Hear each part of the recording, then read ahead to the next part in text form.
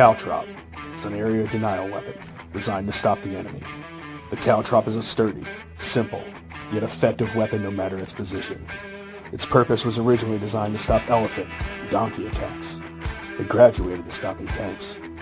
And now, the caltrop is your defense against propaganda, polished lies, and manufactured outrage. It's free from counterfeit credibility and synthetic truth. However, inside the walls of the caltrop, you're going to be forced to think. Ladies and gentlemen, boys and girls, children of all ages, Mike Calderese is the caltrop.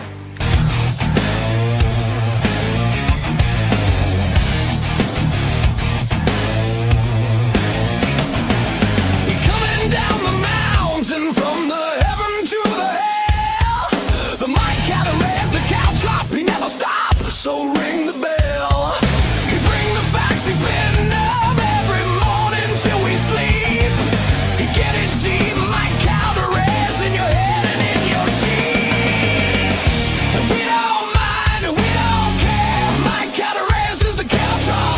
And we don't mind, and we don't care, Mike Calderese is the caltrop. And we don't mind, and we don't care, Mike Calderese is the caltrop.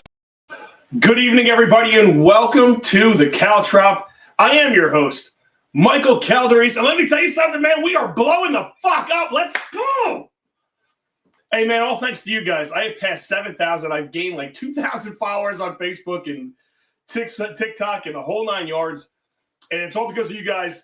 Thank you very much. And it just goes to show you that, contrary to popular belief, you don't have to pick a side. It goes to show you that you can be a defense mechanism to a lot of people's minds and your own mind if you get away from the tribalistic nature that we have and you start trying to analyze things from a perspective of not I have to be right from my side, but a perspective of what the actual fuck is going on and how can I rationalize what I think the results are going to be in the future.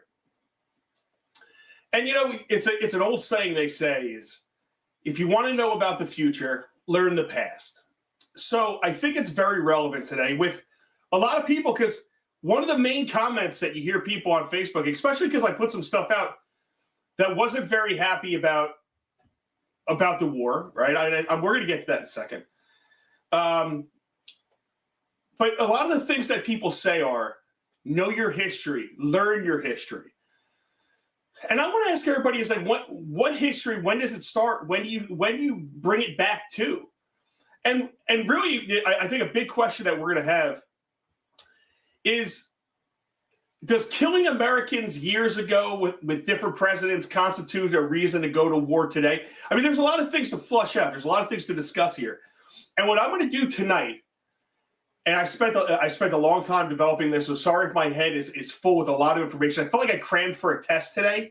And do me a favor, if there's any live updates, please fill me in with the live updates. I was inundated on the past.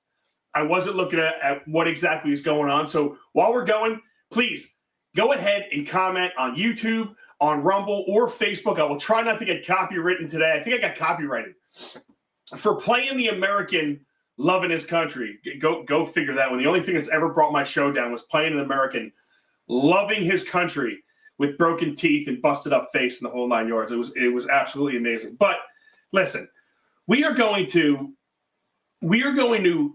dive into both sides' arguments. And I'm going to need you for this because I want to hear it. I want to hear the things I'm missing because I can't think of everything. I want to hear what you think as far as reasons why we should be doing this. And I'm going to lay them all out. And then I'm going to lay out the reasons why I think we shouldn't be doing this. I'm going to go through both sides' arguments. And I think this, I want to do this for you today because this is honestly, before I bring stuff to you, before I formulate an opinion, before I just hammer down on Facebook, I don't do it like Trump style. I want to have a well thought out, grounded, understanding all of the aspects of what is actually taking place. I want to remove myself from the rhetoric. I want to remove myself from the politics, the propaganda. I want to get away from all of that stuff, and I want to just look at the history of it, the facts. I want to see the arguments on both sides, and I want to see who has got the better argument. And that's what we're going to do here tonight. So let's not waste no more time. For the Mike's right, shut up and listen.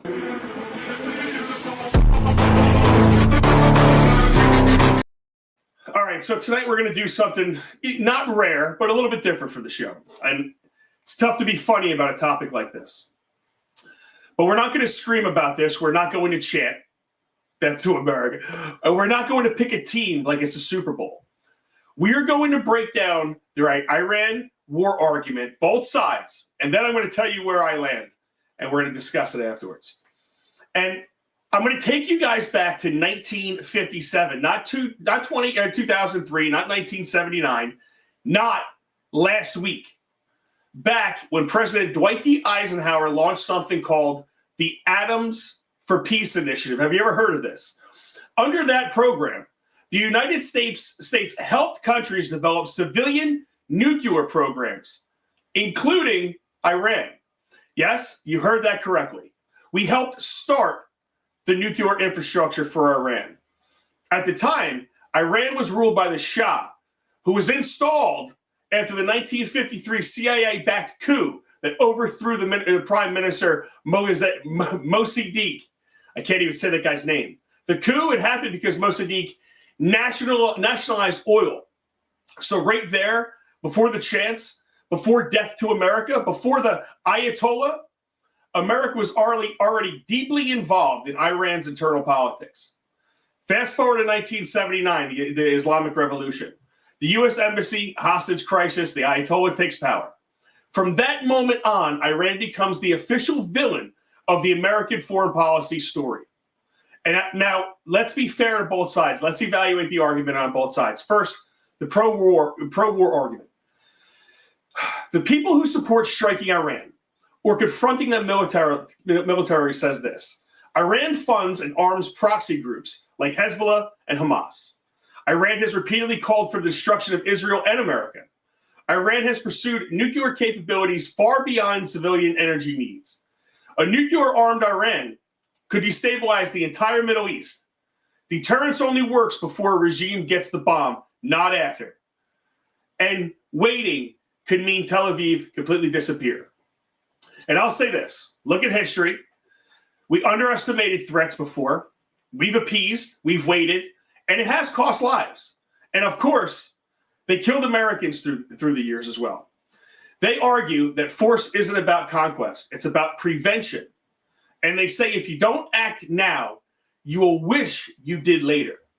That's their case. To fight this over there before it comes here. And by the way, they killed Americans. I will say it's not crazy to be concerned about nuclear proliferation in one of the most unstable regions on Earth. Now let's flip it. Here's the anti-war argument. Hey guys, we've been here before. The Soviet Union, Iraq, Afghanistan, Libya, Syria. Every single time we were told they have weapons, some of mass destruction. They are a threat. This will weaken terrorism. It will stabilize the region, and this will keep America safer. Every single time the mission expanded and continued. Regime change, nation building, counterinsurgency, forever war, trillions of dollars, thousands of American lives, hundreds of thousands of civilians, entire regions destabilized, and terrorism, guess what? Didn't disappear. It mutated. Al-Qaeda turned into ISIS, and then turned into something else. Then it was the JV team, then back to ISIS, and then ISIS turned into regional factions. The ideology didn't die, it relocated. Unless you're the Taliban, who you just had to hide, for 20 years, America bombs the shit out of you, and then you come back, guess what? To more power, stronger with our weapons. You cannot bomb an idea. Now let's talk about Bibi Netanyahu. We're going to get to his videos in a minute. For decades, since the Soviet era, he has warned about existential threats: Iraq, Syria, Iran, Hezbollah, and Hamas. Every speech carries the same structure. They are close to nuclear capability. They're a 6 to 1 year away, 6 months to 1 year away. They're an existential threat. This is the moment I guarantee we must act. Or my favorite, this will halt terrorism. Same rhetoric, different target, same urgency every decade for decade after decade. Now, that doesn't make him evil. To me, it makes him consistent. But consistency isn't the same thing as accuracy.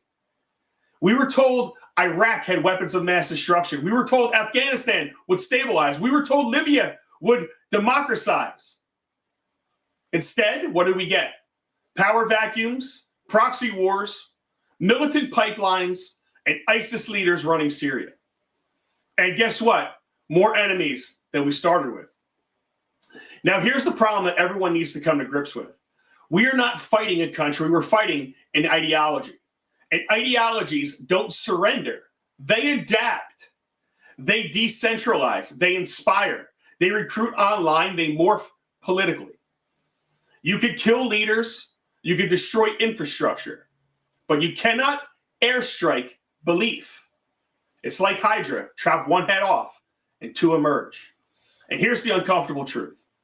If Iran ever successfully attacked the United States homeland directly, we may be having a different conversation, but they haven't. Not once have they attacked America on our soil. Sure, they chant, they posture, they fund proxies. But America at home are not under Iranian missiles, nor have we ever been attacked to the point where we need to fear it. So when people say we're protecting ourselves, I say from what specifically? Imminent invasion? Nuclear launch tomorrow, or loud chanting? Or are we reacting to fear that has been amplified for decades from people who love war? Because if there's one thing our government has has a flawless record of, is selling fear. Weapons of mass destruction, domino theory, Gulf of Tonkin, limited engagement, 6 months, mission accomplished. Every time. And based on our track record, these interventions do not end cleanly. They expand, they entrench, they cost, they linger. And then we have the Afghanistan withdrawal. And here's the twist nobody's really ready for it. The ideology that we've been fighting overseas, I've been saying this and I've been beating this drum, it didn't disappear, everyone. It just shows up in new forms, in new coalitions, even in Western politics. In New York City, where the ideology won the election, so much for never forget. And we have forgotten. But don't worry, we're dropping bombs over there. You cannot defeat belief with bombs. You defeat ideology with culture, with strength at home, with economic dominance, and with internal stability. You want to weaken Iran? Here's how. We get really energy independent and take their through financial, we take their competition. Financial leverage, cyber strategy, and strategic containment. Not another desert war with a new name. Because if history teaches us anything, government is very good at starting wars. It's very bad at ending them. And the young men who pay the price, they don't sit in think tanks, they don't write speeches, they don't draft policy papers. They come home in flag-draped coffins, battered and dismembered, full of issues, or some don't come home at all. So here's where I land. I understand the fear, I understand the strategic concern, I understand the nuclear risk. But based on the last 70 years, do you trust our government's ability to execute another Middle East war and somehow get a different result than we've gotten for the last 25 years? And if you think this time will be clean, limited, precise, and transformative, I don't know, history says otherwise.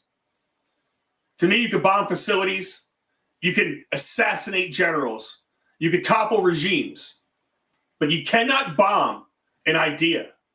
And until we learn that, we're just replacing the same war with different headlines. The problem with America will always be that the people who started some shit are rarely there to continue it and to finish it. And inevitably, it'll be ruined with incompetence, whether it's today or years from now.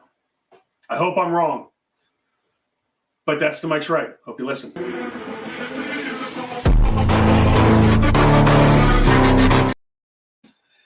All right, everybody. Listen, this is, I don't like doing these topics. I want to be honest.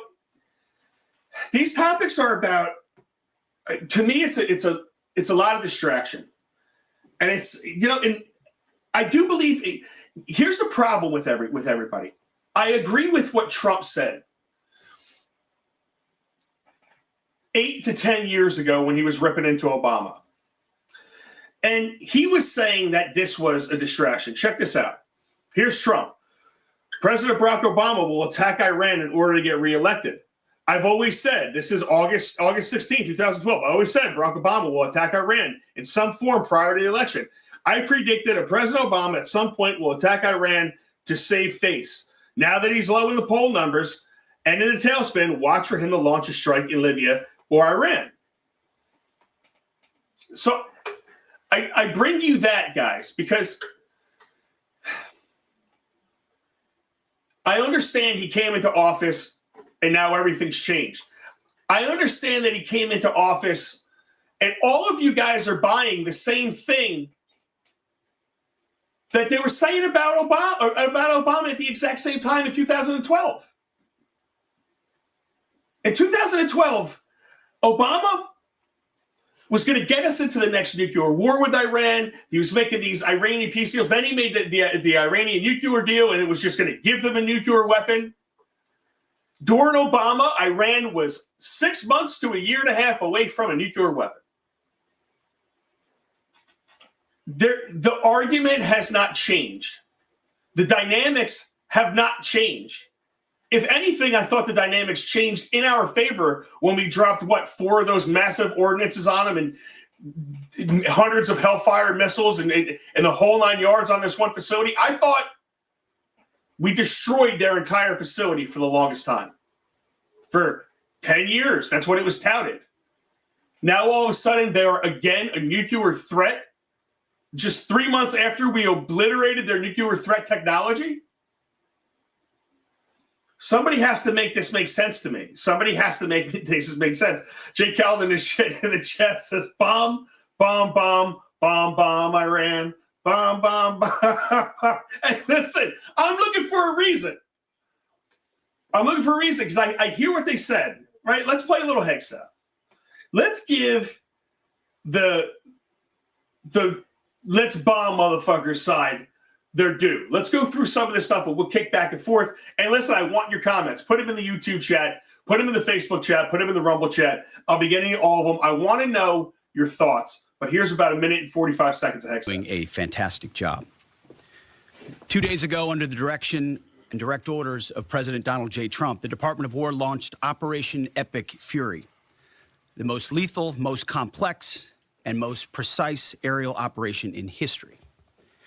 For 47 long years, the expansionist and Islamist regime in Tehran has waged a savage, one-sided war against America. They didn't always declare it openly, except for their constant chants of death to America.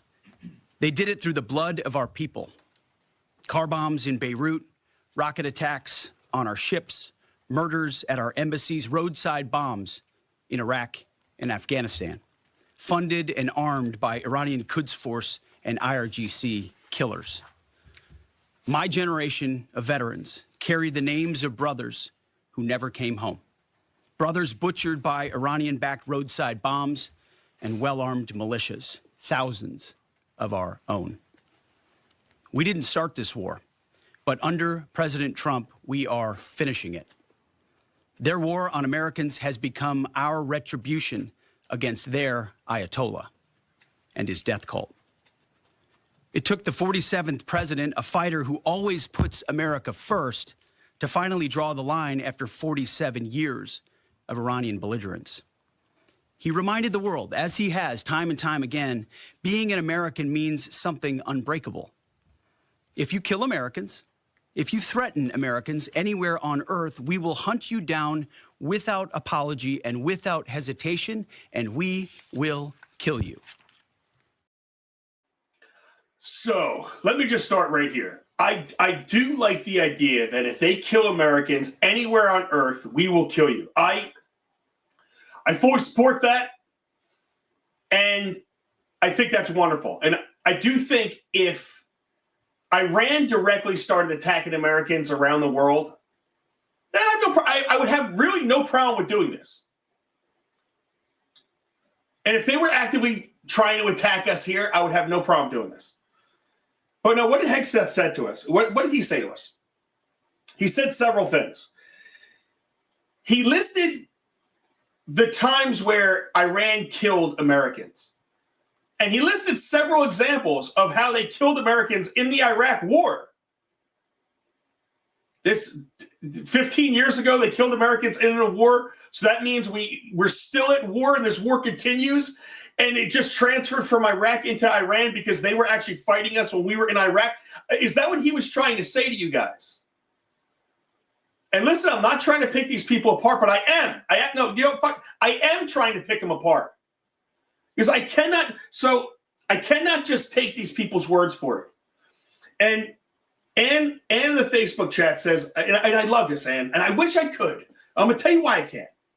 We have to trust that the president and his team are doing this to protect American people. We will never know what is happening behind closed doors. We cannot have 9/11. And listen, we can have 9/11, but we should be learning we should be learning what happened with 9/11 so we don't make the exact same mistakes. And what do we know? We know that we made several mistakes along the way. We know that we have a lot of soldiers that came back banged up. We know that, yes, that's a job that they signed up for, yes. But we know that Afghanistan happened. We know that it carried out through Bush, Obama, Trump, and then Biden, and now Trump. So when you have left, right that are going to handle rules of engagement differently, they're going to handle the rule differently, the war differently, they're going to handle all this stuff differently. And I want to be clear with everybody. We could be looking at a situation where Trump does not have the House and does not have the Senate, with a war going on. And now what happens? Are we officially declaring war? Is it the same war resolution as before? Or is this something where we're just helping? Because from what I understand, we had Americans killed already. So, maybe put it in the chat. How many Americans dying for this does it make it worthwhile? Can I just ask everybody? Because we're going to war on the deaths of Americans, and we're going to be risking the lives of more Americans based on the death of the Americans. And what Hegseth told you right there is, Hegseth told you, he gave you examples of war, of killing in war. And I fundamentally don't understand it. I just fundamentally don't understand it. Obama gave Iran, the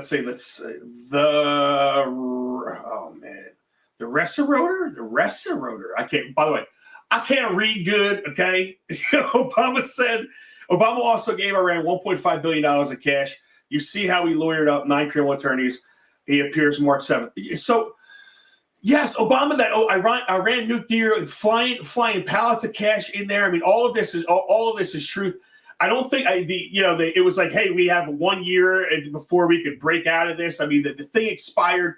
The Iran nuke deal, the left loves totally like that cured Iran, but they were still 6 months to a year away every single year after year after year, even under the deal, before the deal, after the deal, and after it was canceled. And they never fucking got there. But I don't know. Call me crazy. Totally random. Can't wait till he starts his show. It's gonna be totally random topics. It's a great idea. I hope you get it going, bro. A reporter asked SecDef after what is the point, or what do we have to gain?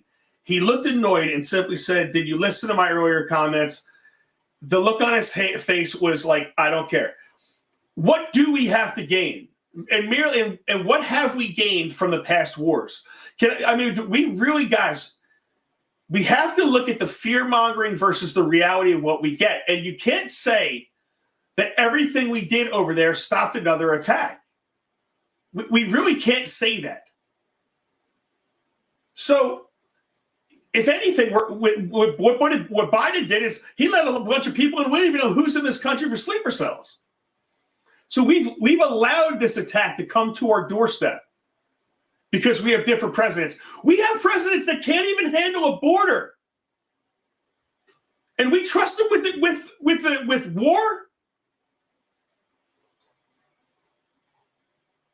We had a president that said, I could not do anything about the border. We have a Congress that won't do anything about it. We have a Senate that won't do anything about it. Trump comes in, closes the fucking border, it's done.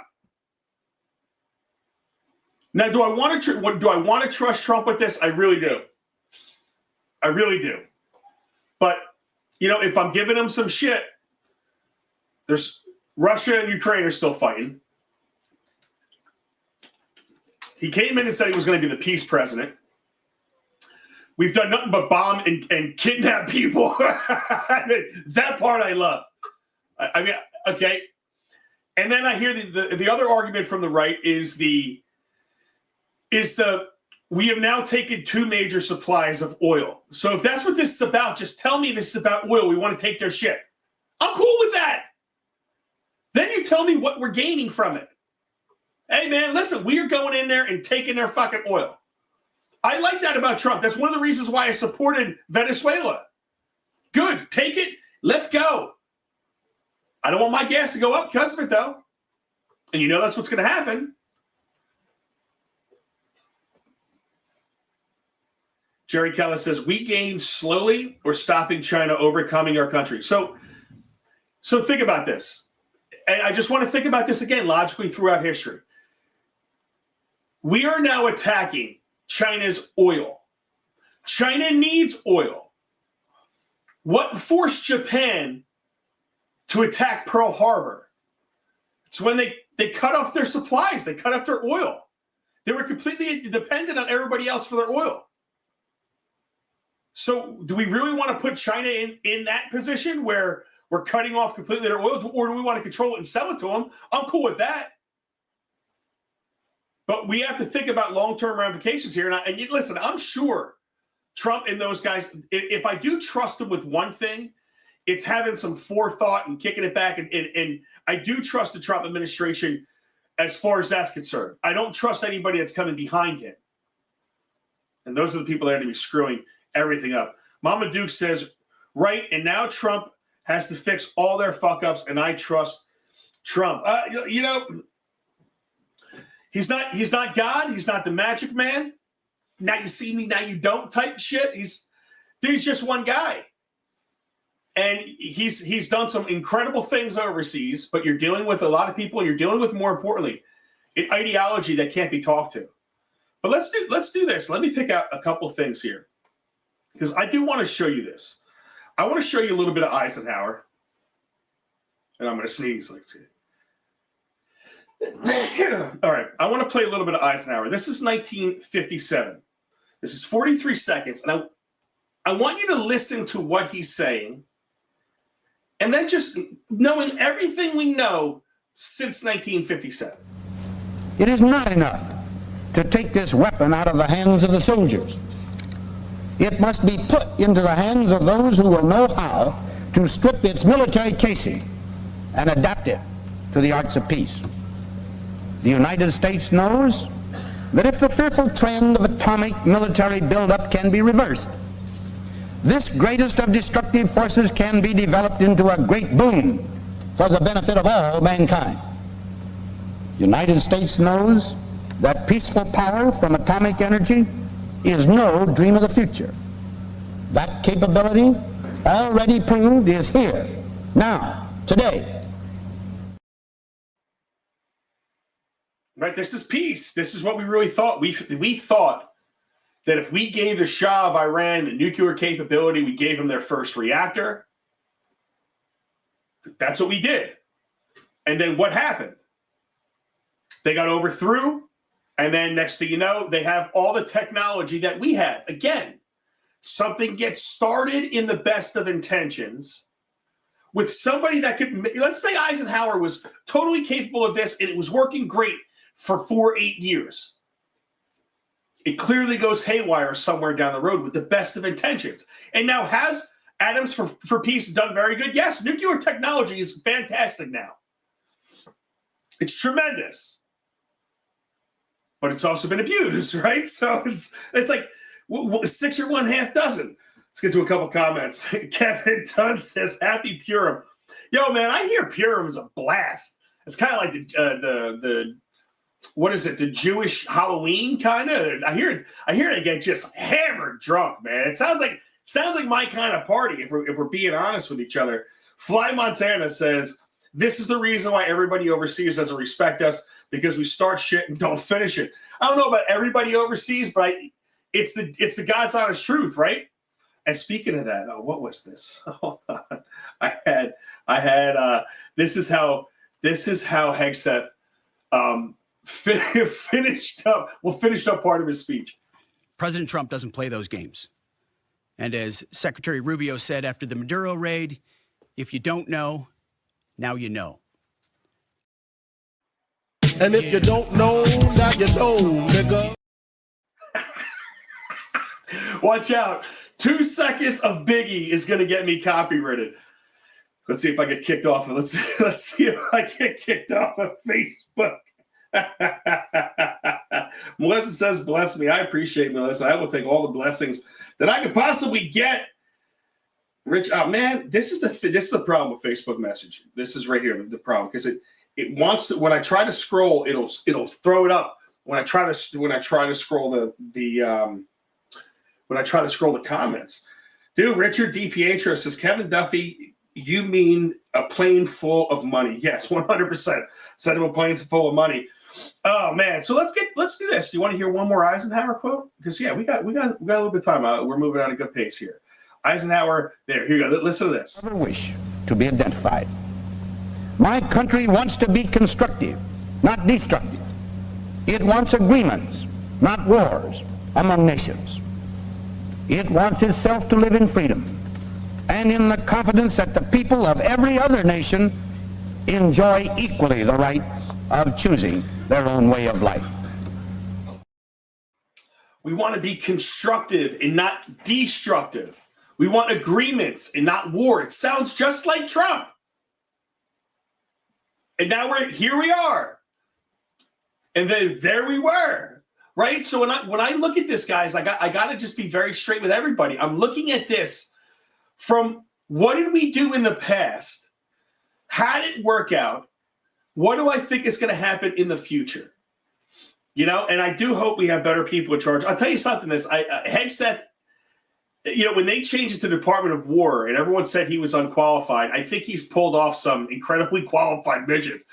The boys and girls and the people leading this and our military, first and foremost, I want everybody to know I'm not attacking you guys because you are incredible. I have nothing but love for you.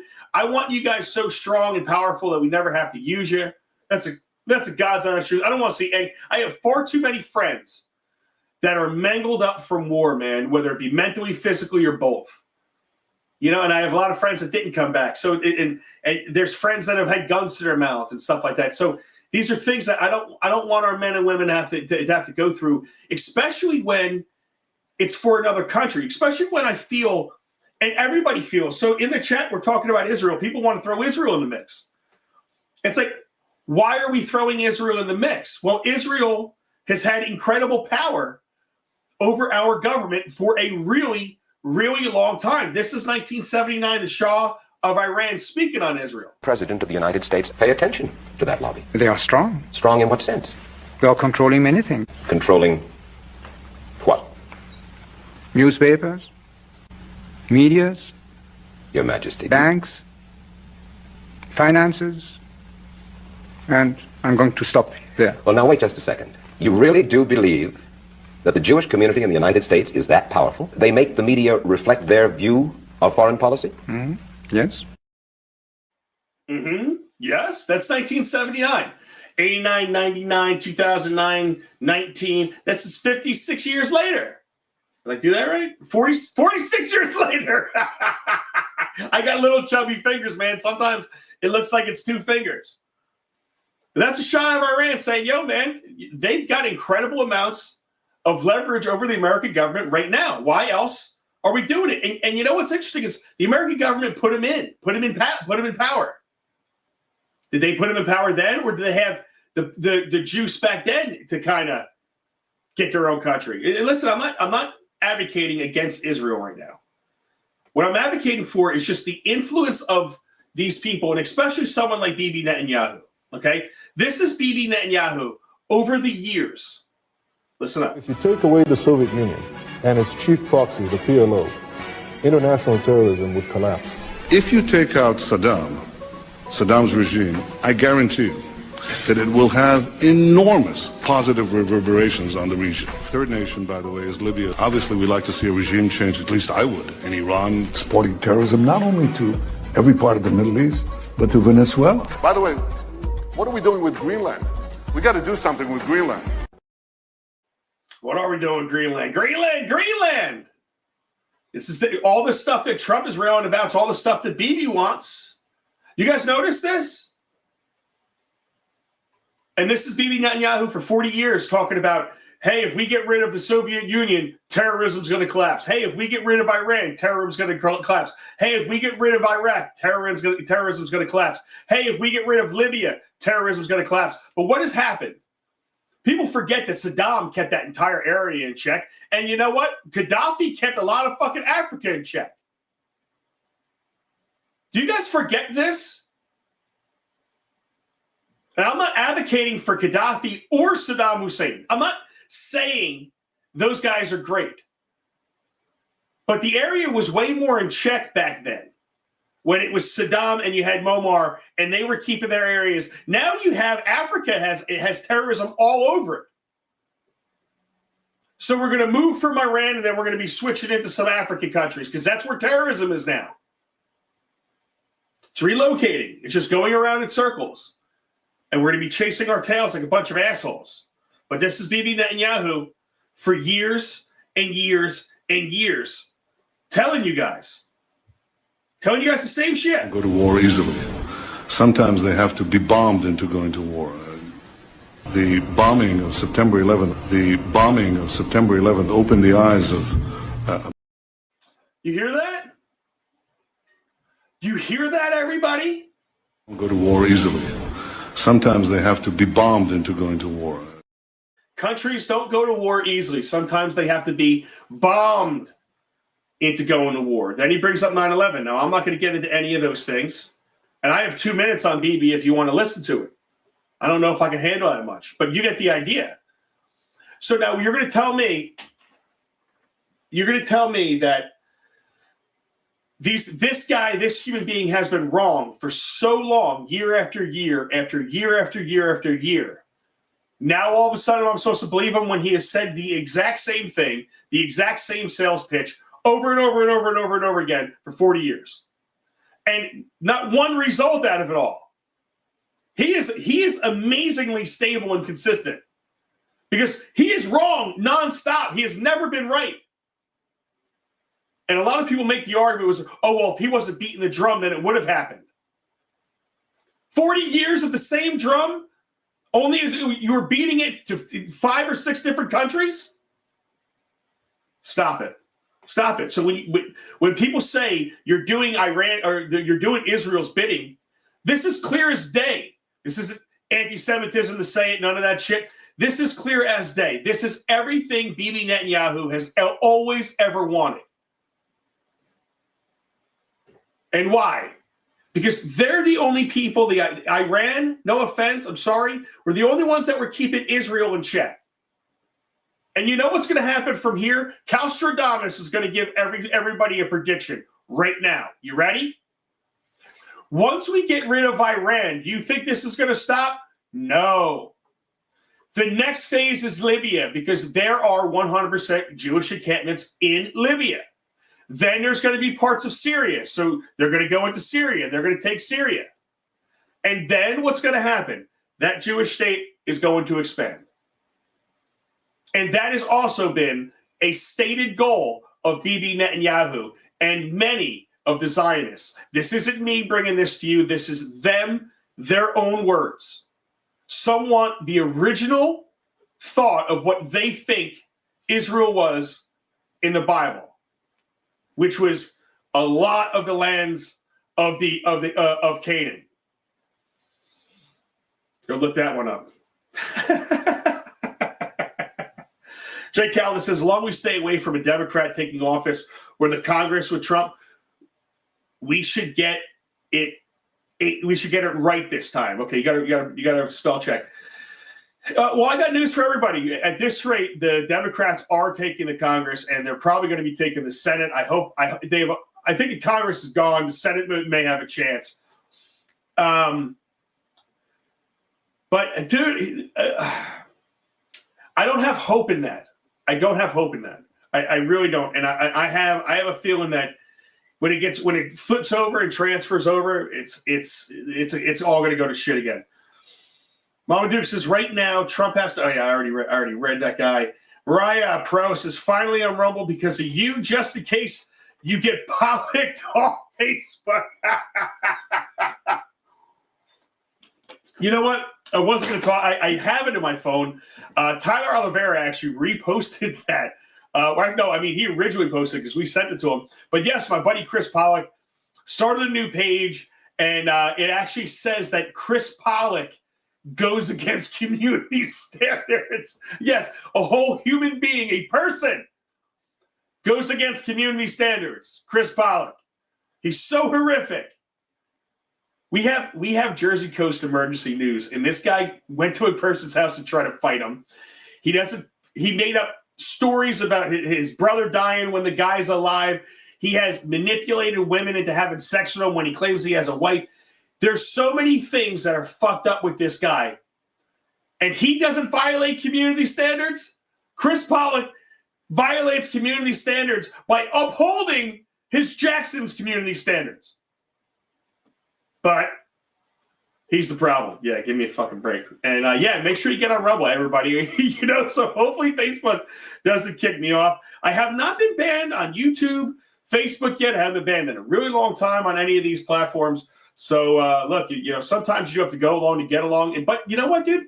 It's funny because I'm way more abrasive than Chris ever was. Justin Dell says better to beat his own drum than someone else's. Yeah, true. Justin Dell says, I hear Dr. Michael Schwartz is over in Israel providing medical assistance. Providing medical assistance. Yeah, he's over there going, excuse me, you're wearing masks. You should be wearing masks, So I'm not going to fuck with him. I'm not going to mess with him. That's funny. Jay Callis said, you said in ideology, BB was not wrong. The ideology has not been destroyed yet. The ideology is never going to be destroyed. It's never going to be destroyed. You have 1.2 billion of them. 1.8 billion. You have no idea how many of them there are. And then if you go off of that, you go, well, you believe the numbers. 30% of that is radicalized. Okay, that's 500, 600, 700 million people that are radicalized, that are spread out in multiple different countries. Are we prepared to go into all of these countries and exterminate? Because that's what everybody's saying when you say we haven't beaten this ideology. If we're going to really beat the ideology, we have to exterminate it. Is that what everybody's asking to do? Would America have the will to exterminate an entire religion or an entire ideology? And then how do you differentiate from the radical versus non-radical Islamists? How do you differentiate from them? Just because you want Sharia law means you want me dead? Well, probably, yeah, I guess. That means you're an extremist, you need to die even though you probably never killed somebody? When we really extrapolate this, the way we have to think about this, everybody, what everybody has fallen into this trap of, it's not feasible of taking place.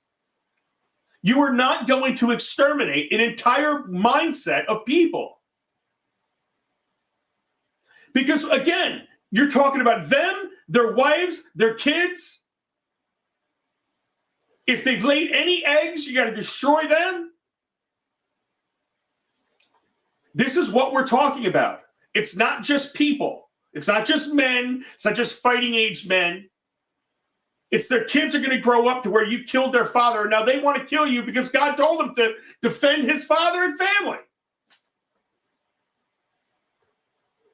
And in 2,000 years, nobody has exterminated the other group of people, even in a time where it would have been acceptable. Right now, extermination is not acceptable. We have a cute word for that. It's called genocide.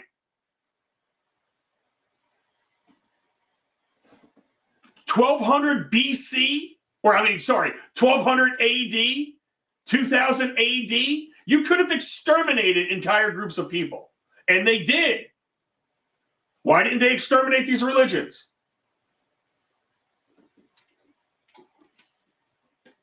But we think that's going to take place now. So we can't make these we can't get caught in these ridiculous arguments, guys. You can't get caught up in the passion of this stuff. We have to look at this logically and what this is going to do. I hope that I'm dead wrong. I hope this last 2 weeks, I don't think I ran strong. Everyone says, oh, they kind of killed Trump. Let me ask everybody about this. Serious question. Why is it that we know more about Iran trying to kill Trump than the two motherfuckers that were sitting there with guns and one got his shot off? I still know nothing about that kid they shot in the face. But I know for certain Iran put out hits and orders on Trump and tried to assassinate him. We know that for certain. I can look that up and they will give me the names of the people, their background, what they were trying to do. There's a whole story on it. Where's that one kid's family? The Butler PA shooter. How did he get on the roof without anybody seeing him? Why wasn't the roof, are we just going to accept that the answers that they gave us back then? Oh, the roof was hot? And let me remind everybody, they got credible threats that Iran was trying to assassinate President Donald Trump before the Butler PA event. Credible threats, and they didn't protect him because the roof was hot and it was pitched slightly. But don't worry, we could be up there the very next day with a hose and water and washing all the blood off. We spent a week and a half at Nancy Guthrie's mom's house, and they had a power washer up there in 6 hours. We know nothing about that guy. We know all about Iran. These are the arguments, though, guys. These are the arguments that they're throwing at me, and they want me to accept. They want you to accept. The news wants to beat you over the head with it. Fox News is loving this because they get to feed you all of the war porn that they could possibly shove up your ass. And yeah, I put it in your ass because that's where they're putting it. Jake Callis says, a mindset can be changed, not just exterminated. You have to show them a different way. Don't try to stop them. Try to show them to live in harmony with others. Show them what? That their God is wrong? Is this what you're going to talk? Is this what you're going to talk them into? Hey, man, your God's wrong. Don't kill me for not believing in your God. You need to moderate. Yeah, because I could go to Lakewood right now and talk to them out of doing anything their God commands them to do. Hey, man, why don't you cut them curls off? I'm telling you, God's not going to be mad at you for it. Just clip. You don't need them down to here. You can just take them to here, man. You think I can talk? If I can't talk a person into cutting the curls off their ears, do you think we could talk a radical Muslim into saying, oh, no, I don't want to kill you any longer? You're not an infidel? You do realize that to those Muslims, the other Muslims that are cool with us also need to die. And if diplomacy was that easy, then it would have worked in Iran. We wouldn't have bombed the shit out of people. If we could just change minds, we wouldn't be bombing everybody. Let's check it out. Fly Montana, that's a fucking story, that kid, huh? Yeah, it definitely is. Talking about Chris Paul, 100%. It all comes down to religion, 100%. It all comes down to religion. Religion is a weapon, and religion's always been a weapon. Religion has always been a weapon, nonstop. And it's always been the reason, and it's always been the response, and it's always been God told me to do something. And I don't know, I'm getting very tired of it. Let's check YouTube, see what anybody has to offer right there. The real Serotor. I got the Serotor says, there you go. Totally random. The WAPO reports that Rubio's brief to the Gang of Eight is that Israel made the decision to move forward, so we're put in the position to stand by or go forward with. Exactly. This is your little brother at a bar, drunk as fuck. And he just got laid the night before, probably, because it's like he's feeling all of himself. And he goes and punches a dude in the face, trying to take his girlfriend. And that dude's got a couple friends, but we're the bigger brother and we're the bigger friend, and we kick everybody's ass. That's what that is. Totally random.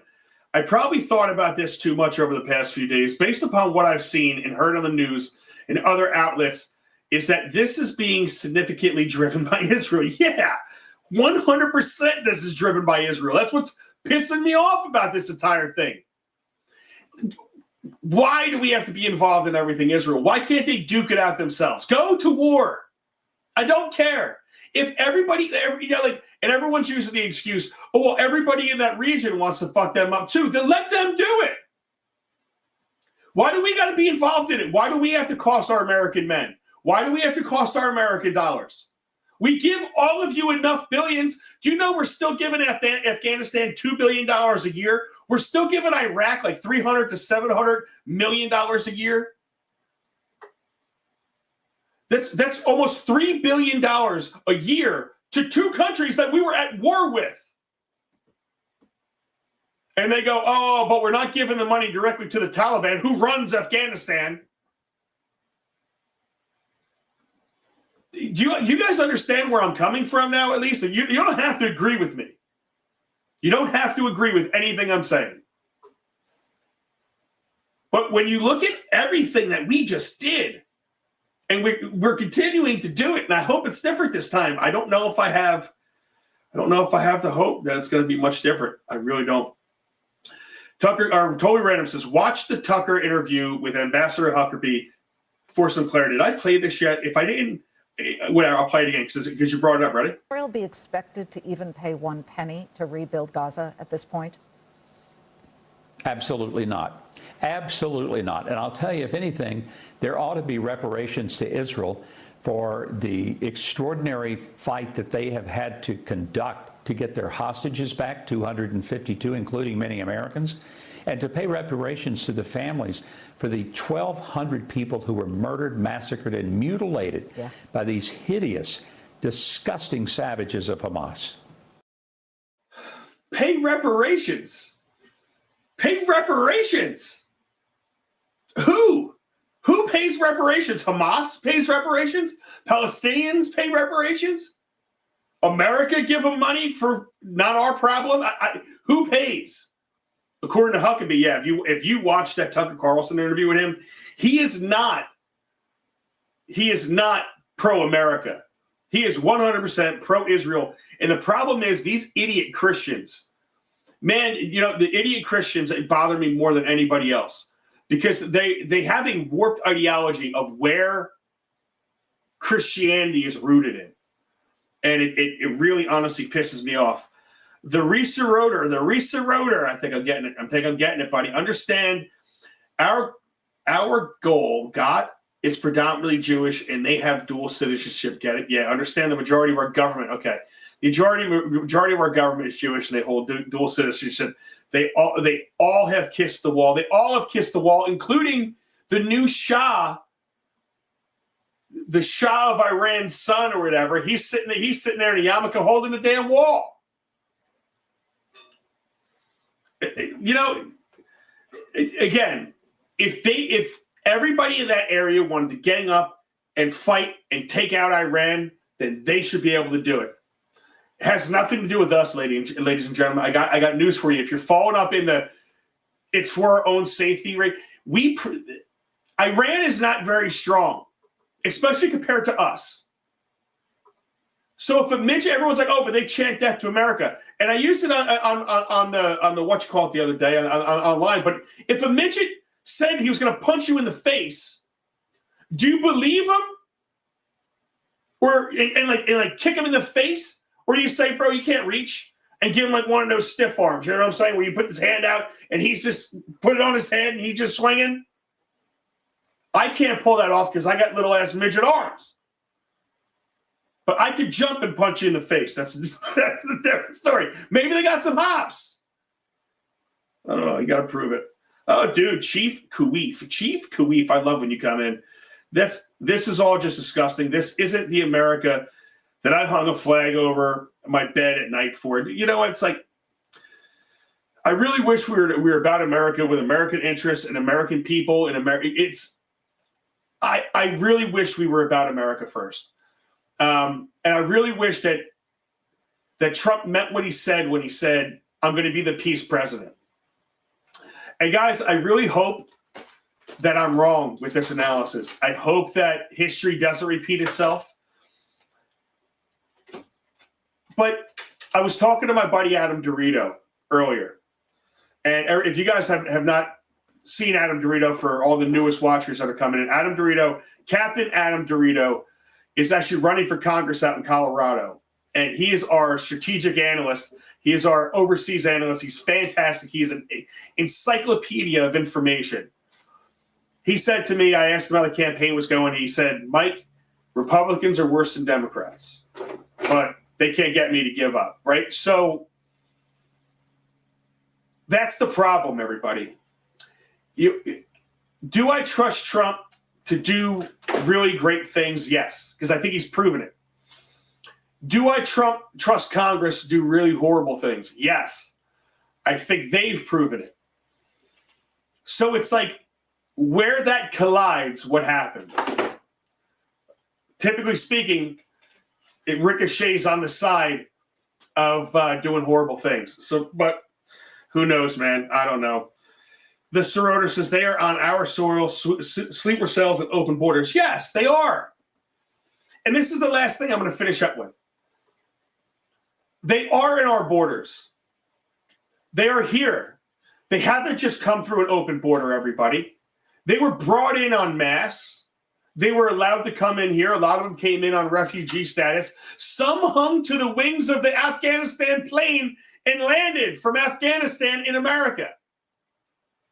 And for me, if you did that, you are automatically an American citizen because you got ambition and goals. But you know what I'm talking about. We flew a whole shitload of them in. We left some of the ones that helped us out, and we brought in some terrorists. And we said, oh, no. All of them were perfectly vetted, but they weren't. You didn't know how many people were hanging on to the wings and the tires and shit. There's a bunch of them. And they can survive. But they are here, everybody, and I've said this a lot of times. They are winning elections in America. Religions are winning elections in America. Jews, Muslims, Catholics, they're winning elections in America. And pretty soon we're going to have lawful clashes of religious dominance. Do you understand what I'm talking about? We're going to have religions arguing over religious lawmaking. And we're not going to have constitutional lawmaking anymore. And this is where I see this going. I see us burying ourselves at the sides. I don't see an American I don't see an American ideology. And that's the only thing that's ever going to stop any of this shit, is if we get an American ideology. But listen, man, again, I hope I'm wrong. I hope we wake up. I hope Mom Donnie proves himself to be as horrible as I think he's going to be. I hope America learns that the enemy is right here while we're dropping bombs over there. They are here setting up, trying for our destruction. I hope we understand that the ideology that we've been fighting is now here, no longer fighting us with guns, but with votes. And I think if we understand that they understand they can't beat us militarily. If you were David versus Goliath, would you just stand toe-to-toe and bang, or would you grab a slingshot? would you try to get an advantage somehow? Their advantage is to adapt to our system, adapt their ideology to be political. That way they can take us out from within. And then what bombs are you going to drop then? I don't know. I don't know, man. That's what I do know is I really hope we don't do the same thing over and over and over again and expect different results. Man, I had a lot here. Let's play a couple fun things really quick. This is Carton on betting on Ayatollah Khamenei dying. Of millions of dollars apparently had been wagered in the last week or two, Tyrone, on whether or not the Ayatollah, the supreme leader for the last 40 or some odd years, he's dead now, of Iran, would be the leader of Iran come March 1st. Kalshi has decided not to pay you if you put money on the fact that he would not be the supreme leader of Iran. Again, there were different dates you could wager on. Why? They're saying that death should not be an accepted reason for the outcome of the wager. We're now literally gambling on everything. The most amount of money, apparently, on all these sites that was at risk this particular weekend was whether or not the Ayatollah of Iran would wake up on March 1st as the Ayatollah.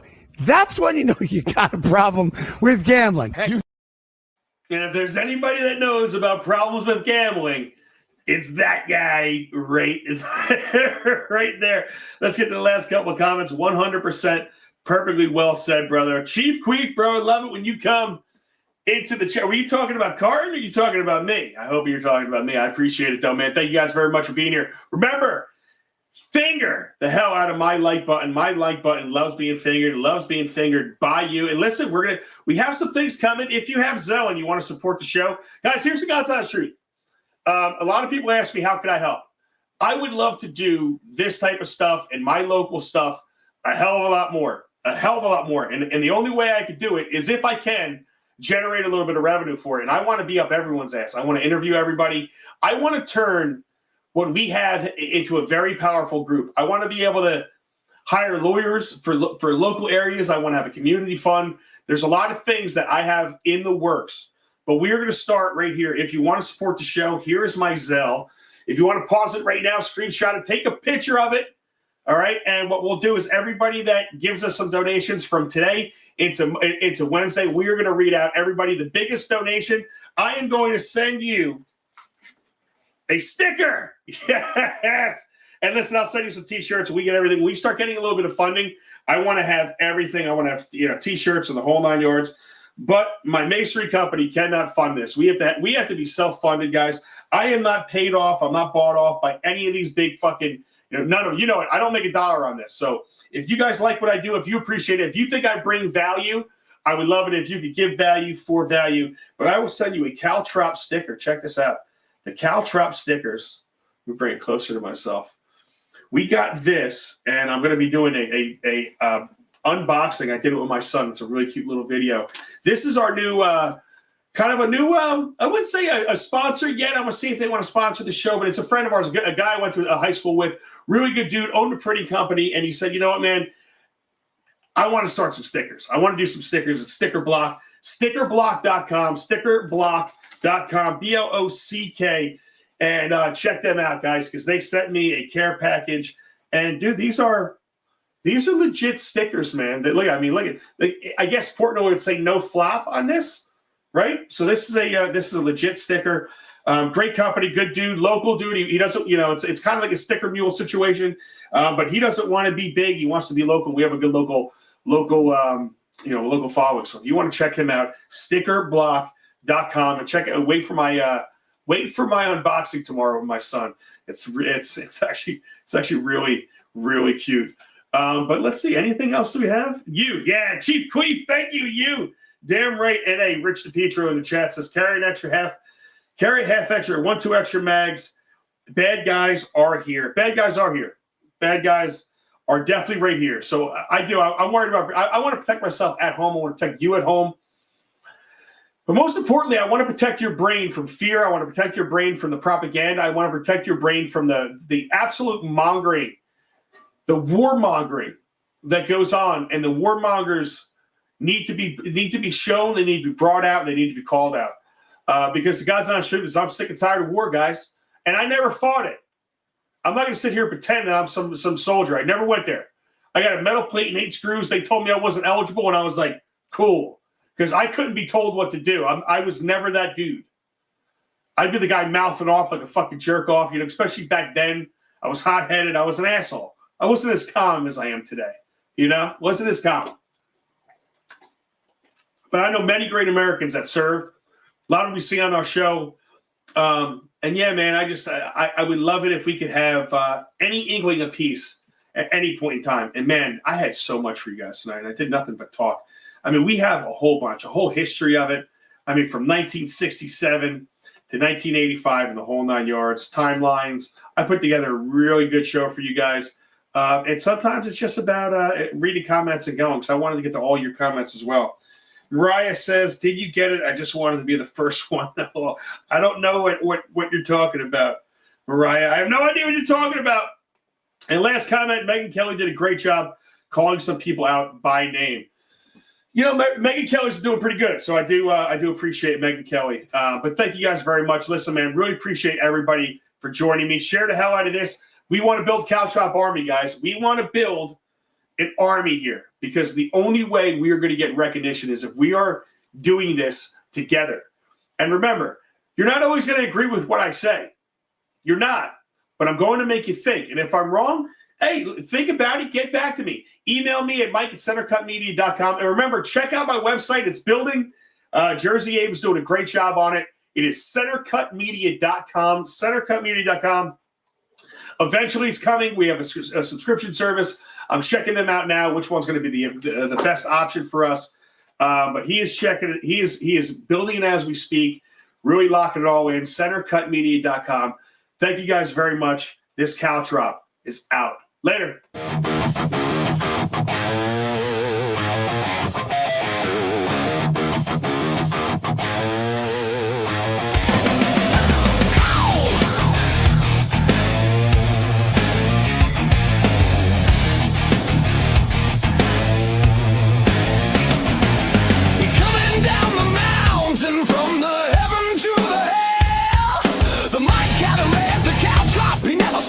So ring the bell.